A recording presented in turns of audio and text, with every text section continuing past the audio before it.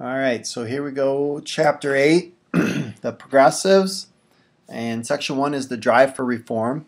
So the major focus question for this section is what areas did progressives think were in need of the greatest reform? There's plenty of them, but again, I'm going to emphasize the fact that progressives believe if you start with the government, you can fix the government, and from there you will get social justice and fix everything else. So that's kind of the underlying premise of the progressives. So by the end of this chapter and section, you should be able to identify the causes of progressivism and be able to compare it to populism. So if we look at progressivism, it is formed in response to industrialization, urbanization, and immigration. Even though these three things have many positives, it allows for a growing middle class. It increases the economy and the wealth in this country. There's lots of negatives that come with it. And the most important things being these challenging social problems. And the other thing is not only is there the social problems, but there's lots of social changes as well. And so Americans see these things as eroding the traditional American values and being kind of anti-American. And so they form in response to hopefully reform these things and get America back on the right track again. And progressivism is more of a movement than it is a political party. It emerges into a political party called the Bull Moose Party with Teddy Roosevelt at the head of it. But you got to remember that progressivism crosses party lines. It's Democrats and Republicans. And so on this USCh8Sect1 website, again, progressivism sweeps the nation. That is one of the things that this really emphasizes, is that it is more of a movement than a political party. And it talks about Roosevelt and Taft, who are Republican. Wilson is a Democrat. And they look at this idea of social Darwinism and laissez-faire government as being morally and intellectually wrong. They believe America's been on the wrong track. And rather than less government, you need more government.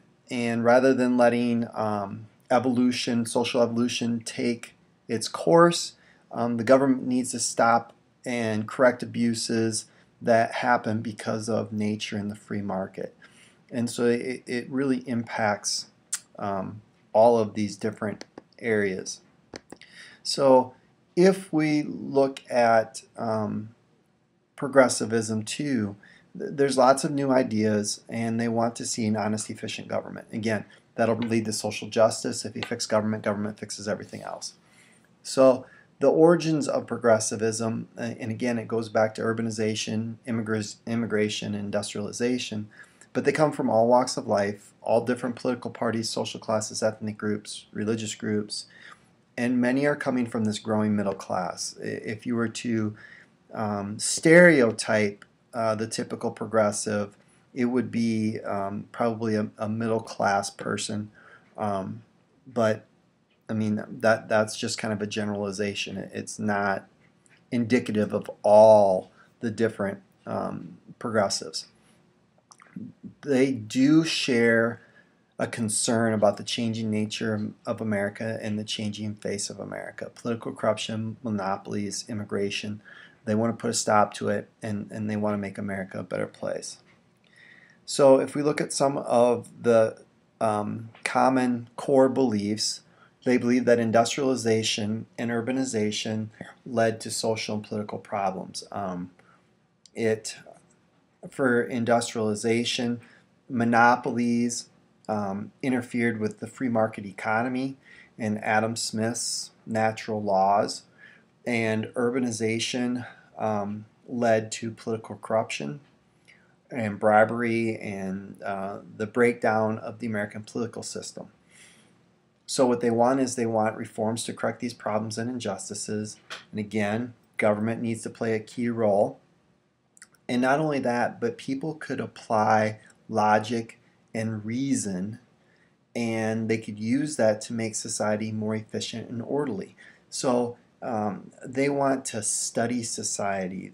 This is where you get sociologists and psychologists and social workers and these experts who are going to study the way society works and figure out ways to fix it. So the progressives also share a common belief that experts in analysis and scientific management of things can really cure all of these ills as well. And if we look at both progressives and populists, these are the things that they have in common. There's three key things that progressives and populists share. One is you need to kick corrupt government officials out. You need to make the government more responsive to the needs of the people.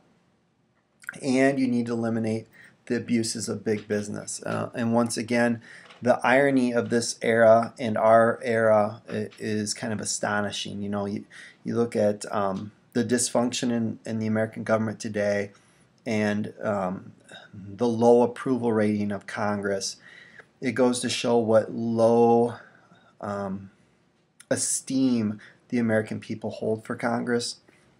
It was there before too. Again, in this progressive era, people had lost faith in the American government, and through this progressive reform and through the populist reform and through people taking an active role, they were able to transform government. So that's a historical message that shouldn't be lost in these last two chapters, is that the American people have seen this before and they've stood up and made the changes necessary.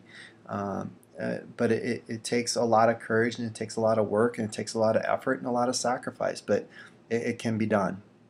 If we look at differences between the progressives and the populists, progressives are typically middle class, urban, great faith in educated leaders and experts, and the use of modern ideas, scientific techniques, and they mostly focus on city problems.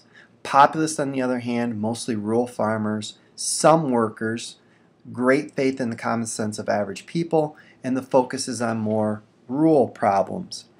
And again, if you flip back and forth between the book and this US.org, the roots of the movement, same thing that I've kind of talked about. We're going to hear a little bit more about social gospel a little later on. They talk about the progressive writers. Pragmatic solutions are those things that I've been talking about. Pragmatism is this belief in doing what works and to learn by doing.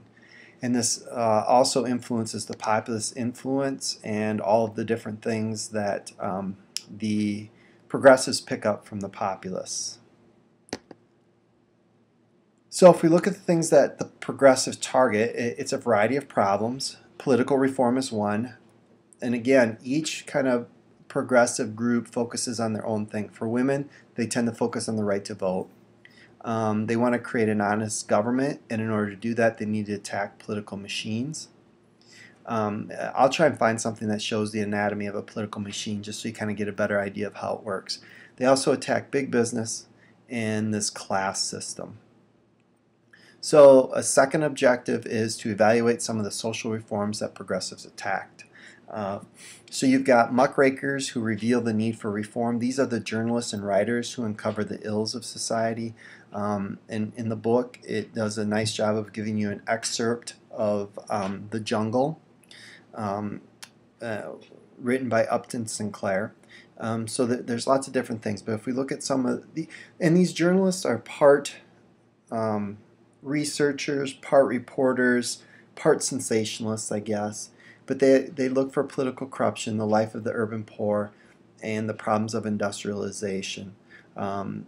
Jacob Riis does a great job with a book he calls How the Other Half Lives, and it covers almost all of these things. You see a novel, Sister Carrie, small town girl, drawn into the brutal urban big city, Chicago, New York, and what happens to this rural girl is she is corrupted by the big city. The Jungle, immigrant workers, stockyards, meat industry, and page 22 is where that excerpt is. And so when we look at these things, they get an awful lot of attention. So describe what progressives hope to achieve through political reforms. And if you look at these two headings, Progressives Reform Society and the following one, Reforming Government, I really think those two headings should have been reversed, because for progressives, they believed you should reform government first and then you could reform society later. But they promoted laws and government intervention to improve life and practices. So rather than having laissez-faire government where they're hands off and the government doesn't do much, they promote a very active government and active legislation to try and make life better. So for the social gospel movement, they believe that if you follow the teachings of the Bible, you can create a society that represents the kingdom of God, where everyone is equal and treated the same. They really push for the end of child labor, a shorter work week. They want to limit the power of corporations and trusts. And Rauschenbusch, I believe, I can't remember his name right off the top of my head, he kind of preaches that you can't be a good Christian on Sunday and then run a monopoly Monday through Saturday, because monopolies make their wealth by using and abusing other people. And so he really believed that if you're going to be a good Christian, you should live that way all days of the week, and that would end a lot of the problems in society. Settlement house workers aid the urban poor. It's really kind of a community center in the middle of inner city. Jane Addams and Hull House are one of the first ones, and what she does is she begins the model that are picked up in cities across the United States. They provide social services, childcare, English classes, how to cook and clean and do all kinds of things. So this is before social workers, and this fills the need of social workers. Protecting children and improving education. Florence Kelly is one of the leaders on this. She really wants to push for an end of child labor. And whenever a child labor law is passed, they're often found unconstitutional. So one of the most successful tactics were to prove that children shouldn't be abused, because you can't abuse animals. Why should you be able to abuse children? And the push for mandatory education. As soon as she was able to get mandatory education, school attendance skyrocketed and child labor plummeted. So if you could get them to schools, they couldn't go to work. And then progressives help industrial workers. The Triangle Shirtwaist Factory, which we're going to do a little bit more with, they're able to limit the workday in some instances, but not in all. But those were also found unconstitutional. The Supreme Court tends to rule that you cannot come in and tell a family how to run itself, and so if parents want to send their kids to work, they can. And the same is true of employers. You can't tell employers how to entreat their employees. So the Supreme Court is going to rule in favor of in these two areas.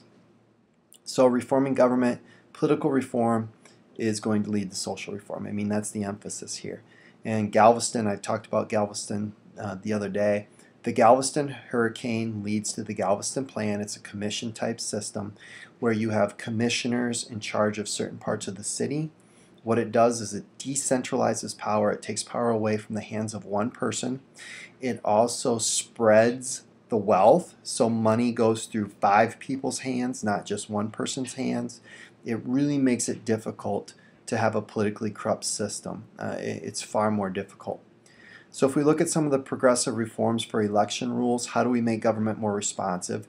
You have a direct primary, where rather than political parties nominating who runs, citizens will select nominees for elections. Initiative, citizens are able to propose new laws. Referendums, citizens can vote on new laws. And in recall, citizens can remove government officials that they feel are doing a bad job or are politically corrupt. And you also see the 17th Amendment, where there's a direct election of senators by citizens, not by state legislatures. So all of these things are aimed to take power away from legislatures and give them over to the people, to hopefully end the influence of political machines and political corruption, and to give people more of a voice in government. And you start to see this stuff going from local governments to state governments. By far the most famous is Wisconsin, and Robert LaFollette. And so some people start to call these attempts by state governments to become more progressive as laboratories of democracy. So sometimes political scientists will talk about laboratories of democracy, and what they mean is state and local governments. State and local governments can experiment with things that the national government can't afford to, and so they can try these things out, and if they work at the local and state level, you can then move those things on to the national level. California happens to be another very progressive state. You see Teddy Roosevelt making New York more progressive, and you see Woodrow Wilson making New Jersey more progressive. So if you kind of look back through this and the populist influence, you get some of the same things that we talked about, and then the muckrakers and their impact is in here, and some of the things that they did and some of the things that they took on. And so that's section 1.